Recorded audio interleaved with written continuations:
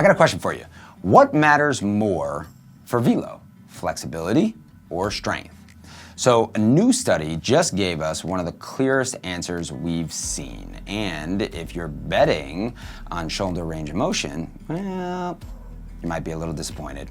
So today we're going to be breaking down why rotational strength, not flexibility, drives pitch velocity, especially when looking at collegiate arms, and how this shapes our training approach at VeloU. So a 2024 study, researchers assessed 13 uninjured collegiate athletes. Now, yes, I understand that's a small population, but let's take what they found first, right?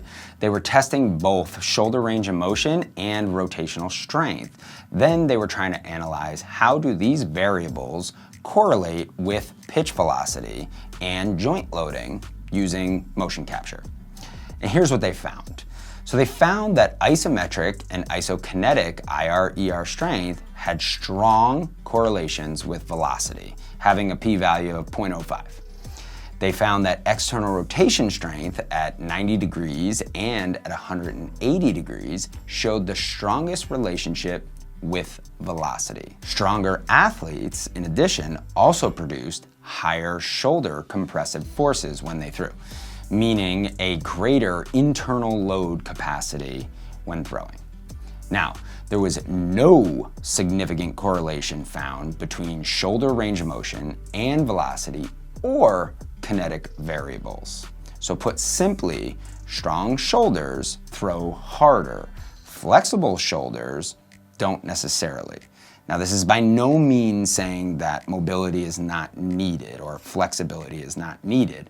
However, what it is stating is that just training mobility may not get you to where you want to be from a velocity perspective. Now, this study puts numbers behind what we see daily. Force typically wins. While a certain or specific, really interdependent level of mobility is absolutely important for mechanics, it doesn't predict pitch velocity in trained athletes, at least not when we're talking about isolated measurements. What does stand out is the emphasis on external rotation strength. During the throw, the shoulder undergoes an extreme layback position before rapidly accelerating into internal rotation. Athletes with greater ER strength are better equipped to absorb and redirect force. And that's exactly what ultimately ends up generating velocity off of the arm speed.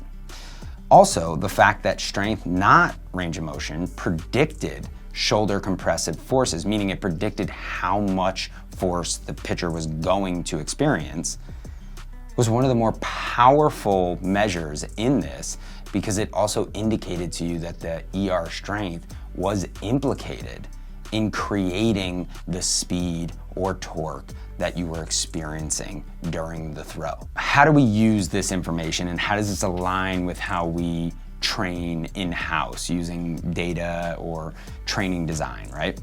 So first and foremost, we prioritize strength, especially external, internal, scaption level, all of this through blends of isometric, isokinetic, and even very invasive eccentric loading when necessary and when applicable. We're not just chasing the output, right? So yes, we could look at this and say, oh, does this mean you're doing this just to get velocity? No, not necessarily. You see, we certainly screen for range of motion, but we don't chase flexibility, meaning I'm not gonna just open up range because I think there's going to be a benefit for velocity. And that's the real message here. On the flip side, I want to understand what both their passive and active ranges of motion are when they throw. And then my objective is to build strength along that continuum. So meaning I want to build strength at the end ranges of their capacity, and I want to ensure that that strength has endurance over the amount of throws they're going to have to make. Our real message here is that stretching your way to velocity is likely not the scenario you want to take down. And if you want to be serious about throwing harder or even safer, I strongly suggest focusing on what produces strength around a joint so that it can handle and elicit more force during the throw. While full ranges of motion are important, they're also very vague. Each person is going to have a vastly different requirement of range. What's a lot easier to train and a lot easier to measure is going to be how much strength do I have through the current ranges I possess.